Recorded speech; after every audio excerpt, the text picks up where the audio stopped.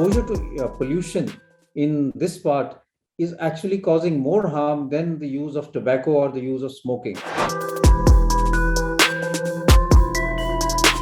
Many diseases now are getting aggravated by pollution more than they are getting aggravated by exposure to tobacco or to cigarette smoke.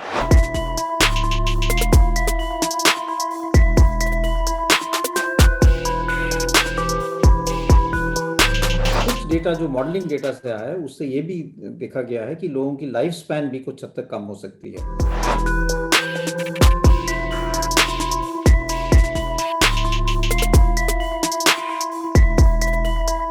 During the winter months and especially around Diwali, the AQI in the Indo-Gangetic belt goes into the hazardous or the severe range, which has a huge effect as far as the population living in this area is concerned.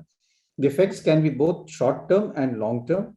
Short-term effects are seen mainly in those who have underlying respiratory or cardiac problems, that there's worsening of the respiratory problems, emergency visits increase and they need more and more medication. And some of people land up also in the ICU. There's a long-term effect also, which is also there in children, because children are regularly now spending years growing up in these cities and inhaling such high levels of pollutant air that it starts affecting the growth of their lungs, and lung growth actually tends to suffer.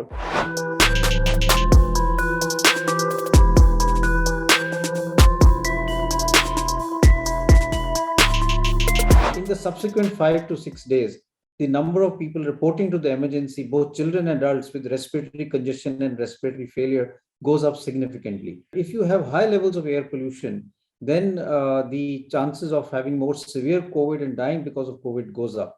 And this makes some scientific sense also, because pollution also attacks the lungs. It causes inflammation in the lungs. It causes weakening of the lung responses.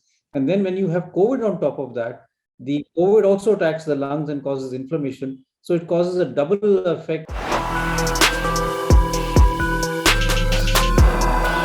We should vaccinate all those, whether they're children or adult, who have a high risk of dying because of COVID or developing severe COVID. Because first aim is to prevent deaths and prevent hospitalization.